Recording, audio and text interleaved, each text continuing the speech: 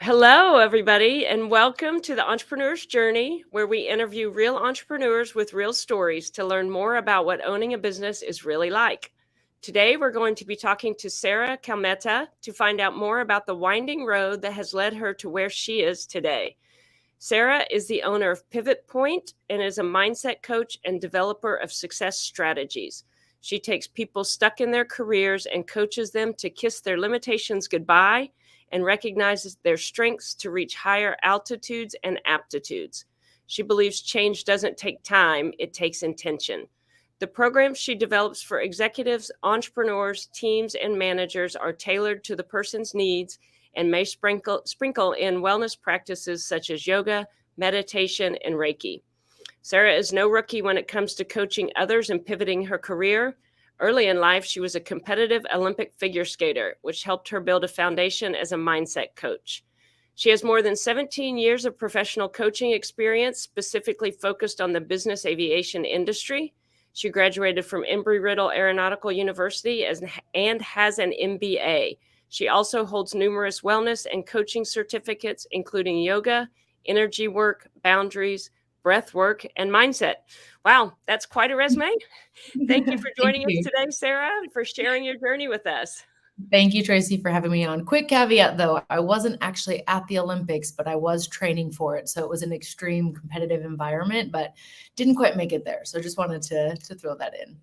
Yes, thank you. It is competitive. I have a niece who was kind of on that path for martial arts. So I saw that it can be really competitive Yeah. and intense.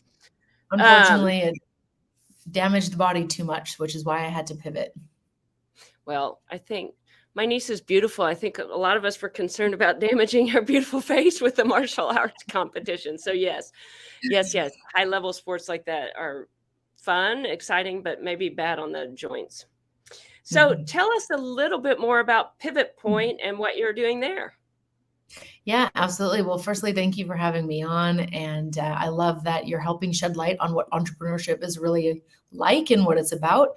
So, Pivot Point International is my business where I help aviation companies, and specifically, I focus on the private jet side of the industry, the business aviation market, and professionals that are overwhelmed with change.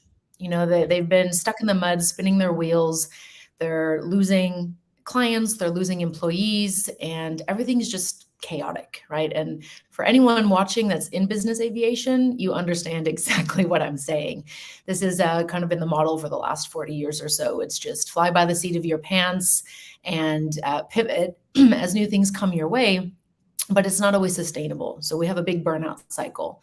So what I do is I help them improve resilience, and that then increases their performance in the workplace, client retention, and the well-being of the staff so that the runway for their success is longer. Very good. Very good. So what size companies do you work with in the Well, space? I've worked with a broad range of companies. Typically, the management companies that I've been working with are between 100 to 200 employees in their kind of headquarters main office location, and they might have branches outside in other countries. One of the benefits I really bring is being that world bridger. I spent 13 years abroad in Asia and managing 12 countries over Asia Pacific. So I have this ability to look at things from different perspectives and help bridge that gap. I've had a few other clients that are, there were thousands of employees within the business unit that we worked with, and those were more high-level series of workshops and strategy sessions rather than deep dives individually. Yeah. So I read in the intro this phrase. I love this phrase, and I want to take a second on this phrase. Change doesn't take time; it takes intention. So that's Mm. kind of a stop and think about. Tell me a little bit more about that phrase and what your philosophies are behind that. Yeah, absolutely. I'm real big on disrupting things and interrupting the pattern because we don't know what we don't know, right? And sometimes it's like a vinyl record. At the end of the record, we're just going around in circles and nothing's happening, right? You have to get up manually, change that record in order for a new song to play. And so in order to do that, we need to have a signal. So, this is something that one of my coaches really talks about a lot. And I believe it because We all talk about change. We're middle of January. How many people made New Year's resolutions, and how many people are going to stick with them, right? We talk a lot about things, but we don't actually do them because our intentions behind them are not authentic, right? And so we make up a goal because we think it will bring us prestige or power or money or love or, friendship, connection, but we don't actually follow through because the work that it takes to get there is the willingness to go through the effort, to be brave enough to face the unknown. So when we have the right intentions, we can align our actions with them and take those steps for the change. And of course, you can't snap your fingers and be different overnight, but you can choose to be different. And that's where everything starts. Well, there's two things there. I always say anybody can set goals. Setting goals is easy. Achieving them is hard. So I think that's when the intentionality comes in. And it just takes time. I think we live in a society of instant gratification, and everyone thinks that I'll set it and it'll happen immediately. And I think people don't always know it. Not only does it take time, but it takes work, and a lot of work. Mhm. So, Well, and it's really the definition of work. Is it work for you, or is it something that because you're so committed, like think of an Olympic level athlete, that training that they're going through, the drills that they're doing, the, giving up, going to parties and all sorts of different, what we might consider sacrifices for them, that's the pathway to get to where they want to go. So it's not work. It's not hard every single moment of the day. Yes, they have to work hard, put in effort, right? They're willing to exert that effort because they're so clear on what they want. They're willing to do it. Most of us are not very clear. So we set this goal and we go, yeah, I want to make $1 million, but we're not willing to do the things that get us there. And so that's where we need to start looking in order to be able to make the changes that are in alignment with how we want to live life. Well, and the path to get there is not always straight. No, I would say it's almost never straight, right? Almost never straight. If we see that straight line, we don't, what's the story beat before that straight line? Because maybe parts of it are straight, but there's certainly segments of that are meandering, as you said in the beginning of the intro. Right. The winding road to success. And then, wow, my voice cracked. Sorry. There's this bad word that exists there called failure. I love the idea of, or the analogy of ice skating. You didn't get competitive or to the competitive level without falling down. I'm sure more than once. So talk about failure on this path and what failure really means. Well, firstly, I love that you brought the analogy of the figure skating into that, because in my training from a very young age, I was actually taught how to fall. It was part of my training to learn how, if I fall, what to do. Don't throw your hands back because you might break your wrists. Twist this way, tuck and roll, things like that. Ask any gymnast, any athlete. They will be taught how to withstand the resisting force, martial arts, right? Your cousin who did that. And so this is really what in life we need to develop as a skill set, is the ability to know how to fall down and then get back up. Think about a toddler learning to walk. We don't see people that never learn to walk because they were lazy as a toddler and they're like, nah, I'm not going to do that. And they just, sit on their bum all day. They were determined. They didn't care that they fell down. They just kept going and kept trying. And eventually they developed the motor skills to be able to make that happen. And we find that when we're very passionate about things, it's easy to do that. But motivation and passion are different things. We still have to be willing to go through whatever it is we need to do, even when our passion is waning, even when we're tired, even when it feels like it's not working and we're pushing this big ball up the hill. Because very often, think about a seed that's been planted. That seedling doesn't see sunlight for months and months and months. It takes time to push through all this soil. And then all of a sudden we see the green shoot. But we don't plant a seed and go, hey, there's no flower tomorrow. What happened, right? We know that there's a process there. So learning how to fall down and actually practicing that as a skill set and being disciplined enough where I had this schedule of going through different types of training, right? It's not just a singular approach. It wasn't just get on the ice, go and practice skating. It was choreography, it was strength, it was edge work, off ice classes. I had ballet, I had strength training, I had Pilates, conditioning. All of those components go into being able to have a program that you then watch on TV that Mm. seems to come together effortlessly. But behind the scenes, there's a lot that goes into it. And it's the same with running a business. It's not just being good at marketing. It's not just being good at sales or delivering to your customers or building a system. It's understanding the components of all of these and putting them together so that it flows, right? Sometimes we've got the gear pieces and they're all separate and we're trying to make things work, but we have these silos. It's not until you actually put them together in an order that makes sense that they support each other and you have a system that, you just need to add oil to. Yeah. Yeah, that's so good. So let's talk about how you became an entrepreneur and what made you take the leap of faith. Yeah, absolutely. So I grew up with an entrepreneurial mother from, my earliest memories. She had her own business, and that lifestyle really imprinted on me, being able to take holidays when we wanted or to be able to do certain things. It also showed me the hard work that goes into it. So for a very long time, I resisted the entrepreneurial journey. I just was like, no, I wasn't willing to do what it took, right, to have that and to build it. Because at the time, I also didn't know what it was that I wanted to build. And, I wanted the security of having a paycheck. And Mhm. so, through my education and my language ability, I was given an opportunity to go to Singapore with an aircraft management company I was working for in LA. And when I got there, I realized, you know what? I think Asia is a pretty cool place. I'm going to explore more around the region, go to some other countries, and I would like to use the language from this side of the globe rather than from the US side.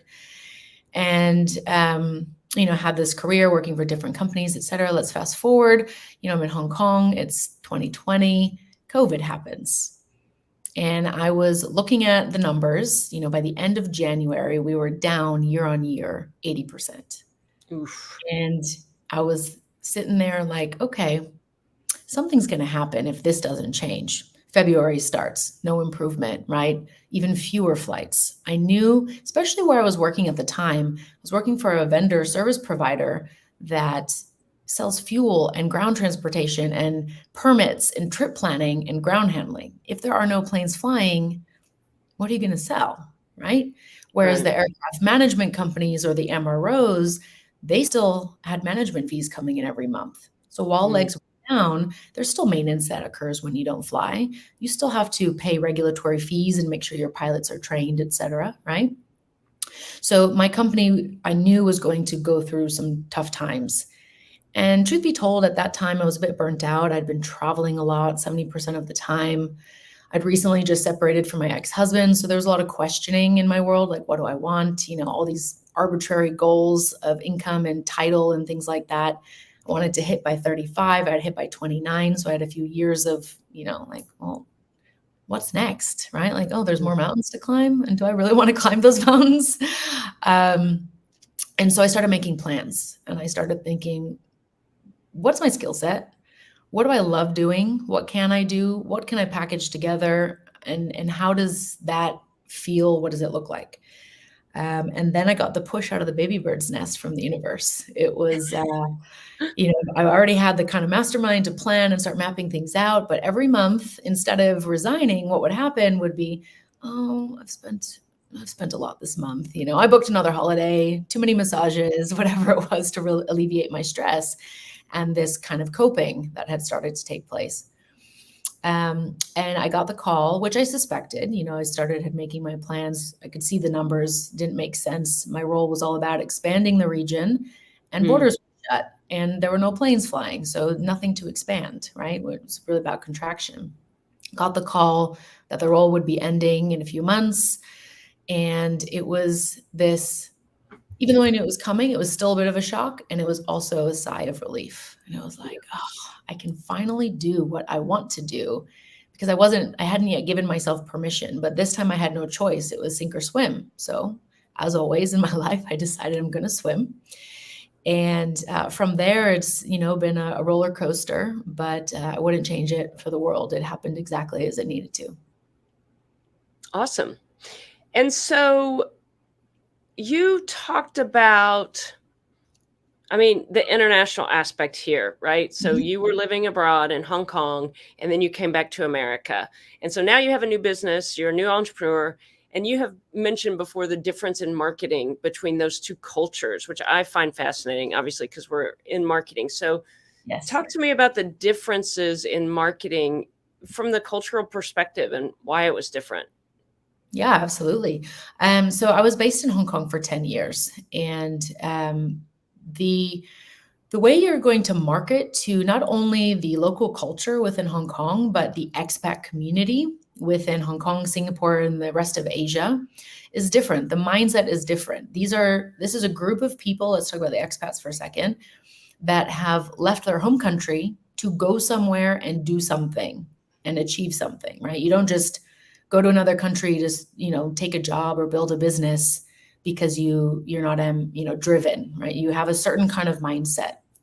So there was a very unique entrepreneurial culture in Hong Kong itself. You could think of Hong Kong, even though it's 8 million people and a very multicultural Asian flavored version of New York. I would say it's 10 times the intensity of New York in Wow. terms of how fast things move. But it had this small village feel where Mm. everyone within the business aviation community knew each other. I mean, that happens globally. It's a very small industry comparatively to all of aviation. And it also was this, like-mindedness amongst, hey, let's just make it happen. I don't know the how yet, but this is a great idea. Let's band together and support each other and just bring it to life. So there was a very can-do attitude, which does exist in America. Of course, the American dream is something that we've all been, force-fed since we were little. Um, but because of that, and because you're so far away from family, the mindset of meeting new people, collaborating and building things, there's a lot more kind of trust that goes into that, a lot more willingness to partner and grow the pie together rather than, no, that's your pie, this is my pie, like get away. And I find that the market in America is a lot more aggressive, a lot more competitive, and there's different employment laws. So, for example, in Hong Kong, and many countries in Asia, there's a 3 to 6 month um, notice period that's required by law. Whereas in the US, there are some states that are at will. I could literally turn up to work and be told, nope, today, last day, here you go, take your stuff. Here's your last paycheck. Right. And so that alters the dynamics of what people are willing to do, what they're willing to invest in, how they approach growth, how they approach setting up a business. As a foreigner abroad, how you will market to British, to Australian, to French, to mainland Chinese in Hong Kong, to Vietnamese, to Korean, versus here in America, we also have many cultures, and there's these pockets of subcultures within each state. So as I was nomadic for 14 months, I came to the US for a 2-month holiday to visit family and go back to Hong Kong for a 3-week quarantine. And while I was here, Hong Kong shut the borders from the US. Oh, So I wow. decided to travel instead and use the money that I would have spent in, 6 weeks of hotel quarantine, going to another country and then to Hong Kong, and just live my life rather than, trying to force something because I wanted it to be that way. I always thought I would stay in Hong Kong forever. And who knows, maybe I'll go back at some point, right? Never say never. But what I realized was I'm enjoying my life here. I can do different things. I can learn. So I stayed and I fell in love with Austin. I pivoted here. But in that process, it was this realignment that had to take place of who was I wanting to be? How did I want to show up? What type of work did I want to do? Within business aviation, there are also many different avenues of the companies that you're working with, right? Are they aircraft management companies? Are they trip support providers, flight training schools, airlines, cargo, medevac, et cetera? There's so many facets. There's So, so many. in that, The name Pivot Point, it exists because at that time when I set up the business, I was at that precipice of change. I was like, which direction do I go? Right. And most people, when they look at change, they think of a 180, right? Like, oh, I'm going to become vegan overnight, January 1st, right? I'm going to become vegan, or I'm going to go to the gym 7 days a week when I've not gone to the gym for 5 years. When really it's about that 1%, that 1 degree difference. 1% change every day is 37x at the end of the year. And you ask any pilot or sailor, 1 degree difference in your heading over the course of time, you end up in a very different destination. Maybe for 5 minutes or an hour, not really. You can course correct quite easily. But I can tell you, if you take off from LA and your heading's off by 1 degree, you are not landing in New York. You're going to be landing somewhere else, right? So how can we develop our skill set to pivot within cultures, right? And understanding the different perspectives that exist. And that was really, something that I had to learn in the marketing, because male in the industry versus female in the industry. What side of the business are you on? What state are you operating from? Do you have a fleet that flies internationally or not? Do you have locations in other countries where you're exposed to different cultural norms and ways of doing business? And I had a lot of reverse culture shock coming back here, especially going to conferences in Asia. If you take a business card, you hand it with 2 hands, you make eye contact, you read the name and the title, and you say, "Nice to meet you." You give the person the respect of your time and acknowledgement, right? Our names are powerful things. Get back here and I go to a conference, people are like, "Yeah, here's my business card." And they're like talking, facing that way, already starting to walk away somewhere. And I was just like, okay, all right.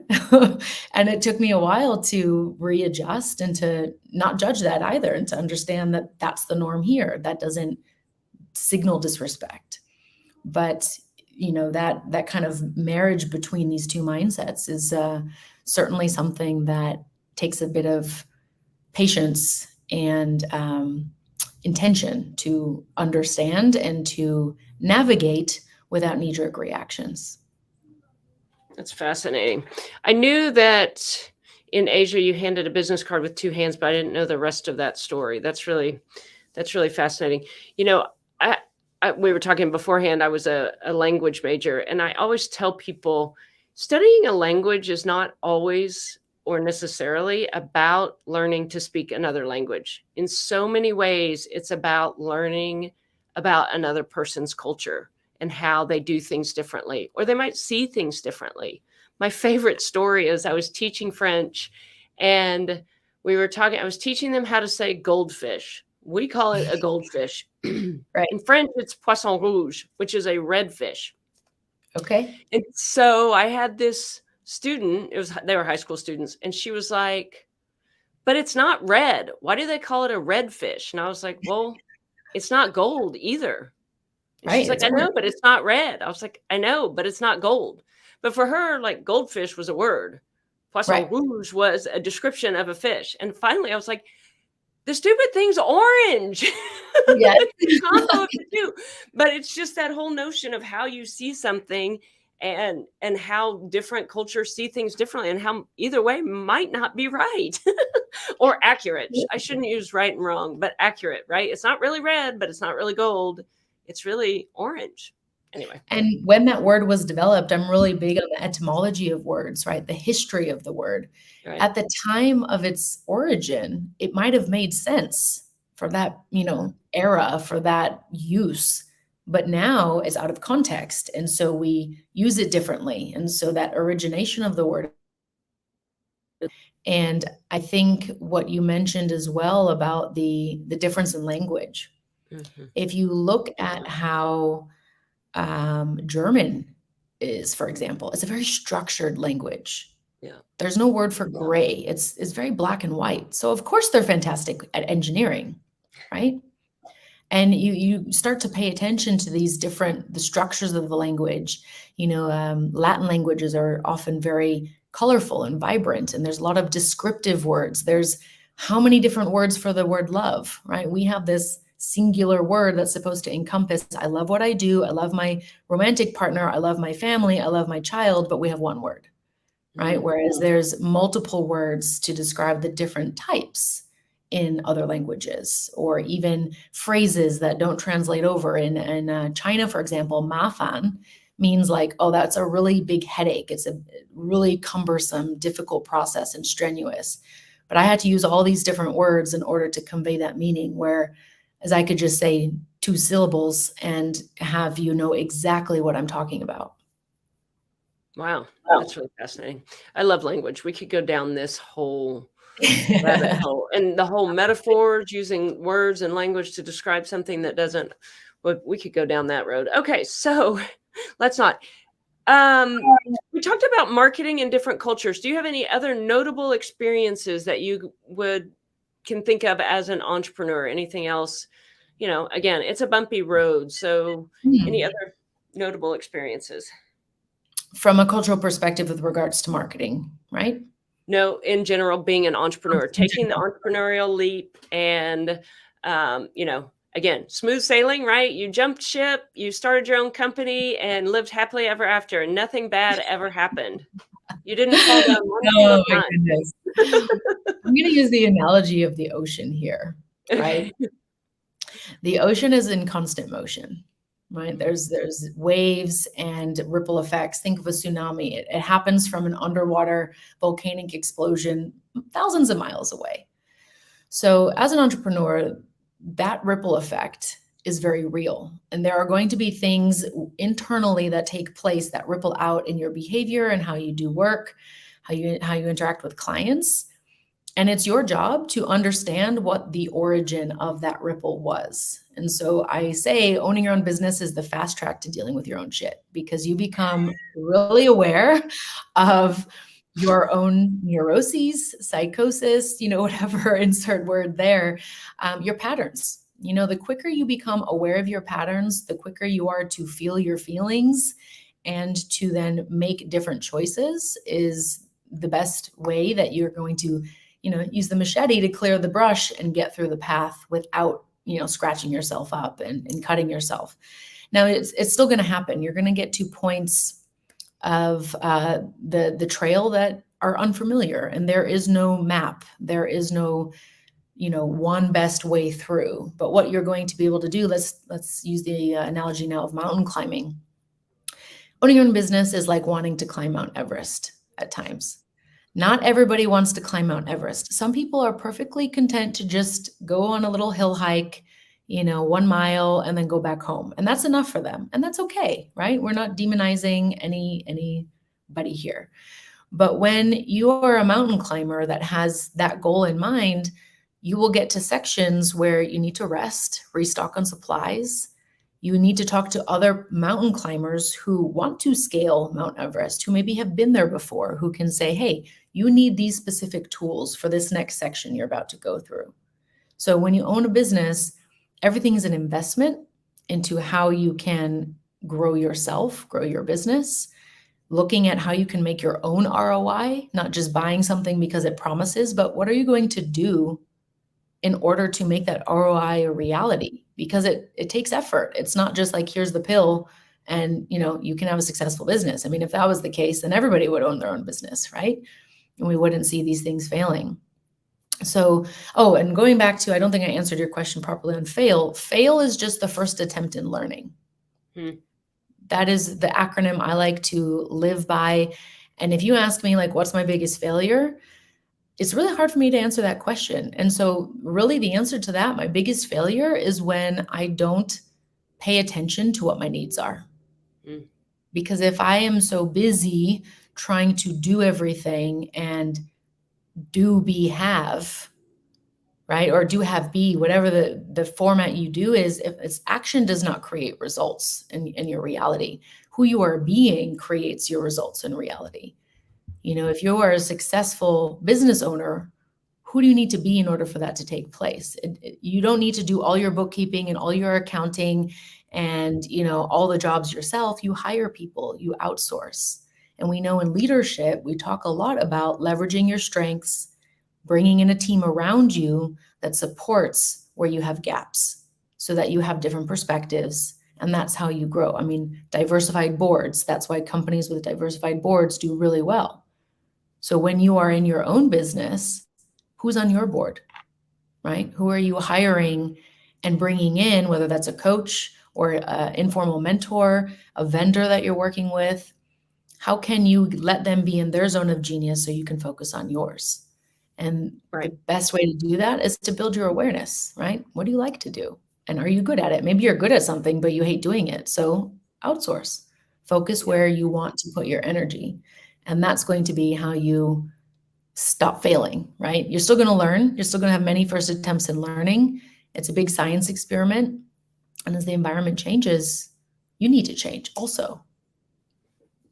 Yeah, it does. Back to your mountain climber analogy, I just remember realizing the only path to growth is through discomfort or Mhm. challenge. It's just never going to be easy. That was like a bummer realization. You know what I mean? I was like, dang it. Going to the gym, right? You Right. want to get that six pack, you want to have toned arms, you want to lift 100 kilos. You don't go in and lift the bar one time and do it. There's repetition, there's the discipline. And guess what? The first time you do those push-ups, like you can't lift your arms above your head. You know, you're like trying to get something, you're like, "Oh, I can't do it." But it's that process breaking down the muscle. The muscle's literally tearing and then Right. regrowing together and getting stronger in the process. That's what it's like, whether it's your business growth, whether it's your personal growth, your career growth, relationship growth, all of those things are the same. And so, can you find pleasure in the discomfort? You know, Right. can you enjoy the process and attach to the feeling of progress rather than having arrived at a location? Because I'm sure there's many times in your life that you've gotten somewhere and been like, oh, this is it, right? I thought it was more than that because you had expectation. So when you enjoy the progress, then along the way, you're enjoying the travel, you're enjoying meeting new people, maybe the detour and exploring some little town that you didn't expect to see. You know, that's what you want to fall in love with, especially on the entrepreneurial journey. Right. Life's a journey. Enjoy the ride. Exactly. Yeah. So, imposter syndrome. You have an interesting take on imposter syndrome, and many entrepreneurs, either when they first start or go through a phase where they're just like, oh my gosh, I am not qualified. What have I done? So, tell Yeah. me your take on imposter syndrome because you have a very different view on it. Yeah, absolutely. Um, it's funny. I watched this TED Talk, and that's where this view really dropped in for me because I've certainly been there. I've certainly been sitting there thinking, like, oh my God, they're going to figure out at any moment. I don't know what the hell I'm doing. Right. But when you are in imposter syndrome, we have to look at the thinking, which is extremely flawed because you're sitting there petrified that someone's going to realize that you don't belong there, right? That you somehow snuck in through the system. You go to any, let's say like Yale, Harvard, these high performers, right? There's rigorous admissions to be able to go to this school. And orientation, like 101, the teachers will say, how many of you think you just somehow snuck in here? And like 80% of the classroom will raise their hands every time, every year, Mm. every semester. Wow. And when you think of it's funny because the people who probably should have some imposter moments don't, and the ones that are really qualified often do. Um, but let's look at that thinking. You're sitting there thinking, like, oh my God, I've gotten this job. They've hired me as the CEO, and I don't know what I'm doing. Like, why would they do that? Clearly, at some point, they're going to figure me out, and you're living in this anxiety and this fear. But what you're actually saying is that everyone who interviewed you is an idiot and they Mm. don't know how to make a decision on whether they're hiring a qualified person or not. Do you think that's true? Of course not. You wouldn't want to work at a company that's like that, would you? And yet, your very logic of thinking you're an imposter also means that you think the people around don't know how to make decisions, that they don't know quality when they see it. And so this is very flawed thinking, and the logic doesn't hold as soon as you shine the light on the other side of that coin. And very often in life, it's just the two sides, right? What's the limit and the serve? So successful people still have these moments of self doubt. They still go through that, can I do it? Am I good enough? Do I have what it takes? But instead of it being a syndrome and they're stuck in this mindset, it's a moment. So it's an imposter moment. And they recognize that that's not the reality, and they're able to choose something different, right? They focus their energy on something they can control. And so my best advice to anyone going through imposter syndrome is to think of something that makes you feel super capable. Whatever that is, go and do it. Go do it for 5 minutes, because that's going to put you back in the state of conviction that you do know what you're doing and you can get it done. And if you don't know how, you're going to figure it out because you're resourceful, right? You're smart. You know how to leverage resources around you. So going and putting yourself in that situation where you can get that back, that's going to be how you start to redirect and create a stronger neural pathway so that you stop defaulting to the old mindset. That's so good. It's so good to think about. I mean, it's obviously an insecurity, but it's so Mhm. interesting to take flip that coin, as you said, and talk about the other side. Well, does that mean those people are just too stupid? Or does that mean you're a supremely good liar? I mean, what does it really mean, right? I mean, are you just a Right. complete fraud? So, um, anyway, so you are a coach now, but I heard you Mhm. reference coaching previously. So can you talk about what role coaching has played in your life, your career, your success? Absolutely. So my coaching career actually began, I mapped this out the other day as I was reflecting, at the end of the year. I started coaching at a very young age when I was a figure skater, Mm, and I was teaching skating school on the weekends. And, it was with toddlers and kids at a lower ability than I had, but it was still something that I was doing. So I started that from quite a young age because in my mind, it was fun and I got to help them bridge that gap, right? And, I'm this world bridger. That's one of my superpowers. And then my brother and sister, we have quite an age gap. They're in their early 20s right now. So it was just this natural kind of, mm, mentor, coach for them. And I just found myself in these situations, I was all my roles, the last 17 years in aviation, I always had some element of training. And with training will come coaching, especially if you do it for long enough. And I found that people were, knocking on my door and saying, "Hey, Sarah, do you have 5 minutes?" They'd come in and we'd, start with the work problem or whatever it was, but it would always go into something else. And an hour later, we're still there having this conversation. And coaching is very different than training. mm, Training is me getting up here and telling you something, right? That's what professors do. They teach you concept. But great professors, the ones that you remember, are the ones who create an experience for you to get to the answer on your own. They asked you better questions. So being a coach is not about me telling you what to do. It's about showcasing it through how I'm behaving and acting and living my life and running my business. And it's asking you the questions that one, you may not see, two, you may not be willing to ask yourself, and three, that get you thinking in a different pattern. If you ask yourself the same question over and over, like, well, why can't I do it? There is no answer. right. If you instead ask yourself a better question and then understand the different ways of answering, because there's different question types and answer types. Sometimes we answer the wrong question type because we don't know how to connect those two yet. But instead of sitting there thinking like, well, why do I feel this way? And I should feel better by now, and beating yourself up, you can ask yourself the better question of, well, how would I rather feel? Hmm. And once you have that answer, you can then, develop 3 action items that help you feel that way. Same as we talked about with the imposter syndrome. You reverse engineer from where you Mm, want to be.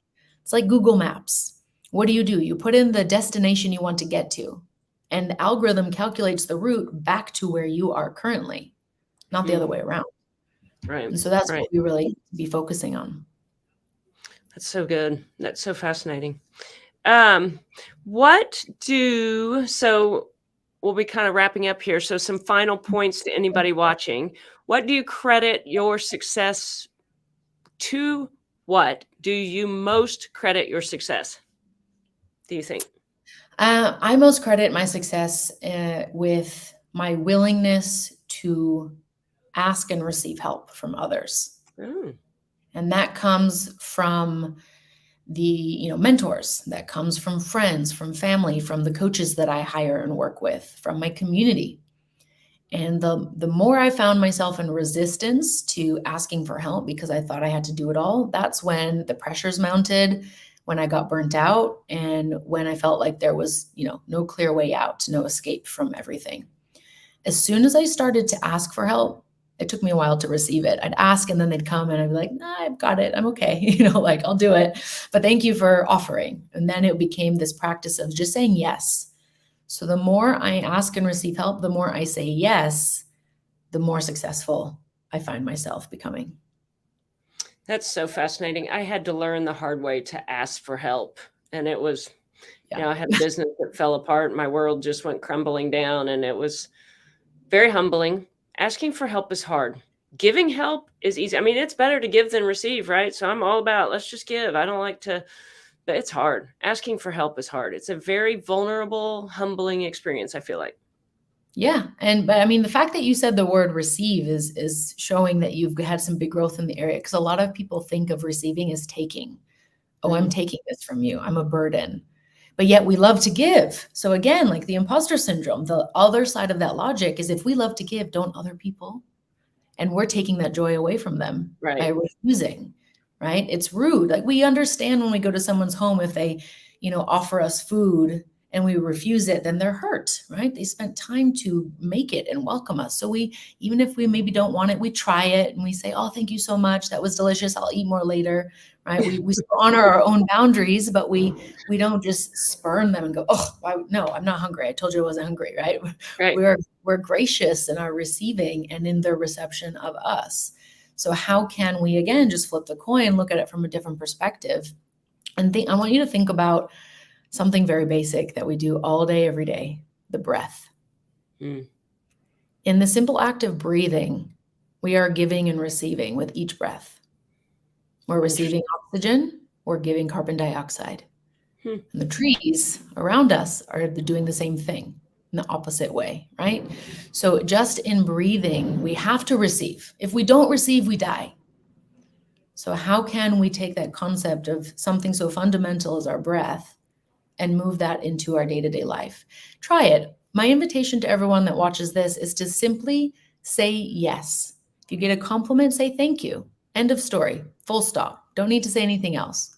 No buts, no justifications. Just say thank you. Someone invites you to go do something, instead of all the reasons why you can't, think about all the reasons why you can.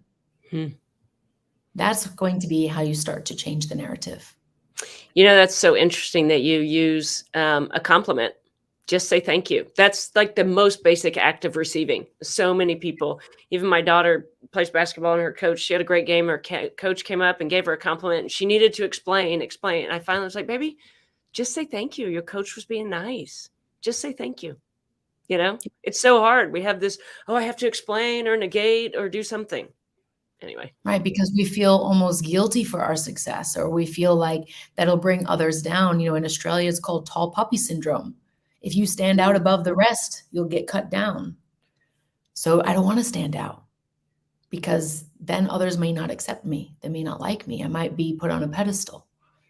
But that's not going to be what happens. And if that happens in that circle or that community, then you need to find a new community, one that's going to support you, especially as an entrepreneur. I cannot stress that enough. You need to be around other people who are also entrepreneurs, because the 9-to-5ers are not going to understand you to the same level. They won't get that your brain is constantly spurning out ideas, that you're creating something, you're giving birth to this idea and making it reality.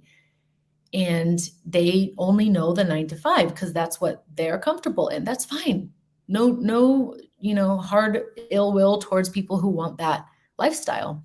But you need other people that will understand what you're going through, and sometimes just to spark ideas, right? The lifestyle is very different as an entrepreneur. You might be up at 5 a.m. and on a conference call with someone in a different country.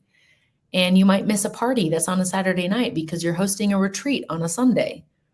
The people who work 9-to-5 and have weekends off will think that you're always working, but yet you spent Thursday at the spa and had your phone off. or went skiing all day, right? And that was your rejuvenation. Whereas, they're stuck in an office behind a laptop from 9 to 5. So Right. there's the limit and serve with everything, every emotion, every experience. When you can start to look at that from that place of neutrality, that's when you can start to make more aligned decisions for yourself. Well, and you talked about, never turning off. I mean, there are days, there are days I'm like, I'm just going to go be a Walmart greeter. I'm so exhausted. And, 'cause you don't get to just go home and turn it off and go to bed and then go back to work, right? It's always with you. But I like what you said too about having someone to bounce ideas off of. It can be lonely at the top, as cliche as that is, but if you don't have a leadership team and you are truly kind of a solopreneur or just an only entrepreneur at the top with only employees, you don't have anyone to bounce those ideas off, or you don't have anyone to support you through the tough times. So it is important to find other people that can help you do that and just walk with you, Absolutely. help you climb the mountain, right? Yeah. And a trick for those who also struggle with turning the mind off or the ideas, find an activity that makes you lose sense of time that doesn't require a phone or a technical electronic gadget. So for example, now I understand why my mom loved gardening and she'd spend hours in the garden, because that was her way to get away from work, where the brain is just constantly thinking of new things. I had this switch of, I used to gobble up, psychology and neuroscience, all of these things in my free time when I had a full-time corporate job. But when my entire business actually is the foundation, all of these topics support how I'm going to coach someone, how I'm going to develop a program. Now all of a sudden, it's just more processing, right? Mhm. It's not my downtime anymore. So things like, going for a run or a bike ride around the river with no headphones and just being in observance of what's around me and smiling at people, and just real basic stuff. Or this might sound like really granny like, but I love cross stitch. So Mm. I found this pattern, and it's this beautiful kind of dusty cactus scene. And that's something that, like, I have to focus on putting the needle through this tiny little hole. And am I using the right color? And what's this pattern? And how do I stitch it? I can't think of how to design a program, or what's this client going to reply with, or, my taxes are due tomorrow, whatever it is. I can only focus on what I'm doing. Adult coloring books, fantastic. Mm. They really, especially the intricate lines. And the best part about it is, if you have children, they'll do it with you. So it Yeah. becomes a family activity also. Well, and I think there's scientific data to support this. We are so constantly putting stuff in our brains all the time, and our brains don't always have time to process that information. So getting to a point, it's good to do something with your hands or else you're bored. I've kind of started playing piano again, but it's good just to let your brain take a break and process the information that you've put in it, because that's where your really big ideas come from, is letting your brain do what it's good at doing. But sometimes you have to stop putting stuff in it. Yeah, you have to be bored. You You have to do. be willing to sit through the discomfort of being bored. And Yep. that's, staring out the window and watching the clouds go by. That's going to be where all of a sudden your brain has this space Mhm. to connect the dots. As you said, Right. if you're constantly stuffing information there, I mean, think about your laptop. I'm guilty of this too. Sometimes I'll have like 5 windows open with 50 tabs on each thing, and I don't turn it off for about a month. And then at the end of the month, it's like, nope, we're Yeah. not doing this anymore. And it does a hard reset on its own. And when that usually happens, I go, okay, how many tabs was I actually using? And I just start fresh. Because if I can't remember that a tab was there, I clearly wasn't using it. And I Right. don't need to have it open right now. Right. So learn to close down the tabs for yourself and build in the rest periods, the rejuvenation times, the resets, the upgrades, right? We need to upgrade our software every so often because there's new things that happen. And so we need to do the same. That looks like sleep. That looks like, doing things that bring you joy, filling your own cup so that you are a joy to be around rather than stressed out headless chicken running around, snapping at everybody. Making sure that you have water nearby, that you've got your snacks planned out, that you take naps. If you're going to be on the road for a period of time, what's the non-negotiable activity you're going to do every single day for yourself?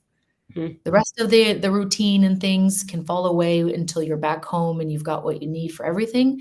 But there needs to be something that isn't, sacred to you. You need to fill the soul. Most of us do. I have a triangle as my logo because mind, body, spirit on the bottom. Right. Without the spirit as your foundation, without the things that give you joy, why are you here being this human being living life? It's not just about what you look like or how much you can intellectualize. While those are fantastic things, when you then lose a job or you break a leg, if you don't have that foundation, that's why it feels like your world is crumbling, because it is. Yep. An equilateral triangle is the most stable form in geometry. It's a building block in this universe. An isosceles triangle is very unstable. Don't be an isosceles triangle. That's the only thing you take away from this. Don't be an isosceles triangle.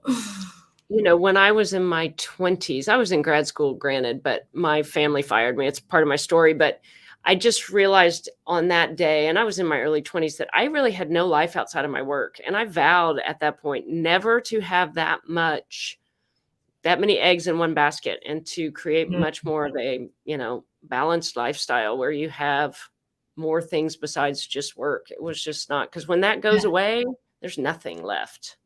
So exactly. sorry, we actually have a question. How Sure. do you juggle your commitments as a business owner? So this was a learning curve for me in the beginning because I overcommitted. Overcommitting and staying busy is a coping strategy for not looking at what you need to look at. Hmm. I became really good at boundaries. I did a lot of really deep work here. I actually became a certified boundaries coach with my coach, Randy Buckley, who's based in California.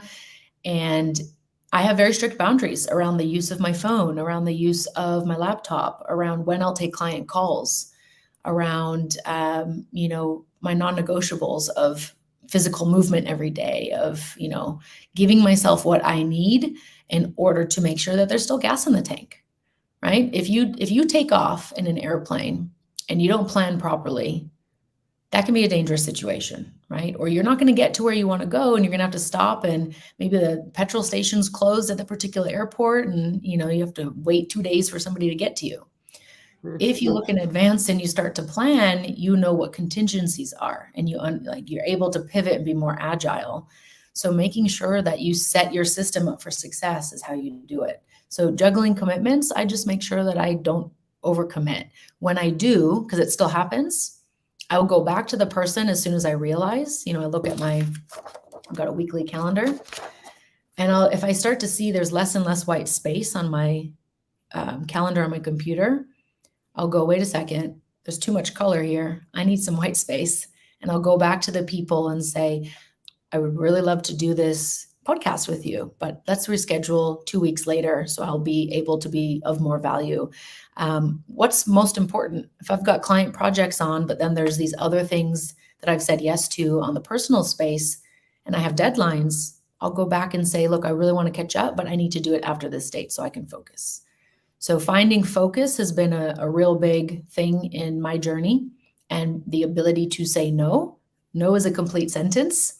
Don't need to justify, don't need to explain. And if you struggle with that, what I want you to do is go and block white space in your calendar. Make it whatever fun color you want, but this is your you time. This is your non-negotiable, don't schedule anything here time. And when someone says, hey, Sarah, are you free on Saturday at 1 o'clock? And you look and it's 1 till 3 is your scheduled time. You can go, no, sorry, I have another commitment, but I'm free at 4. And that's going to help you practice telling people when you're available and showing them that what you say is important is important. Because if you say one thing and do another, you lose trust. And also they don't know how to honor your boundaries because you're not honoring them. Right. That's good. And I've learned too, I have to schedule time to work on my business, because I have a Mhm. lot of clients, and I like the client work most Yeah. days. So I can get caught up, and the clients are demanding and they need some stuff and they need it immediately. So I have strict rules around email. Email just kills me. And so, but I go in and I very specifically put time just to work on my business. I think that's really important for entrepreneurs to do. I think so easy to get caught up on working in your business and not on your business. And then to be intentional about what aspects of your business you need to work on, I think are also important. Yes. And that's why you join business masterminds. That's why you're in a community of Right. entrepreneurs, or you get a coach to help you see what you can't see. And the Right. structure of your time, you're absolutely right, Tracy, because I used to just respond to emails whenever they came in. As a byproduct of being in an operational role for so many years in the private jet space, right? An email comes in, somebody needs a permit change. They need it now. They can't do it at 1 o'clock when I decide that I'm going to look at my email. But now that you own your own business, you get to put those parameters in place and you can respond rather than react. And so the more you learn to manage your own emotions, the better you are going to be in the business, because you're not in a constant state of reaction to your environment. You're able to choose how you respond with intention. And of course, I mean, if you've been doing something for 40 years, it's going to take probably about 40 months. It's about 1 month to 1 year of a habit to write a new pathway that is more attractive than the old one. So you're still going to have moments, maybe if you're fully fed, fully rested, did all your like routines and habits that day, then you go down this new path. But let's say you're hungry, you didn't sleep that well, and all of a sudden you've got a client issue.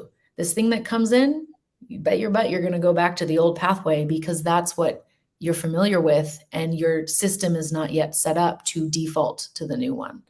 So just being mindful of that. And as you said, like Mondays, I don't take client calls.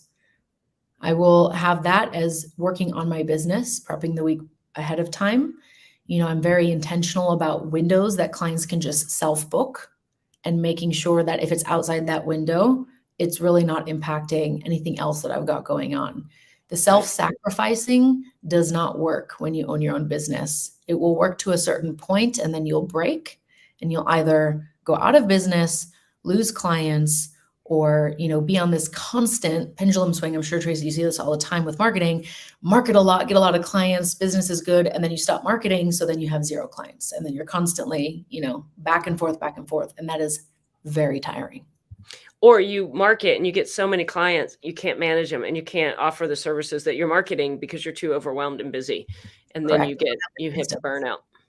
Yeah. So this has been so good. So one last thing, and you probably have said this, but just to summarize, if you could give advice to entrepreneurs or people thinking of taking the leap of faith, what would you tell them? If you're thinking about taking the leap of faith and becoming an entrepreneur, or if you already are, no matter where you are at in your journey, my best recommendation is to hire a coach. Find someone who is on that pathway just a little bit ahead of you in whatever direction you're desiring and going, whether that's I want to improve my marketing, I want to improve my mindset, I want to, grow a portfolio of companies. Find that person that's climbed that section of the mountain before you and learn from them and be coachable. Yeah. Come with a beginner's mindset. It can be very hard, especially if you're seasoned, if you're experienced in a certain injury. You'll get injured if you don't have a beginner's mindset. Industry, right? But how can you learn? What can you learn from this person? It's like when you go for an MBA, the value is not in the questions that are being asked or with the teacher and like the content. It's who's asking the questions around you, because they're asking from a perspective that you haven't conceived of yet. So that's the fastest way to accelerate yourself. Very good. Thank you so much. This has been just fascinating. I just find this so interesting. So thank you so much for your time. I appreciate it. And if anybody has any questions or would like to learn more about Sarah or her services, you can visit her website at sarahkalmeta.com. And she has a button on her right on her page where you can book. You don't call it a consult, discovery call. So if you have any questions about us, you can visit our website at optimize.marketing. We have a button to book a consult, or you can email us at info@optimize.marketing. So thank you for your time, and we would love to hear from you guys. Thank you, Sarah. It was wonderful. Thank you, Tracy.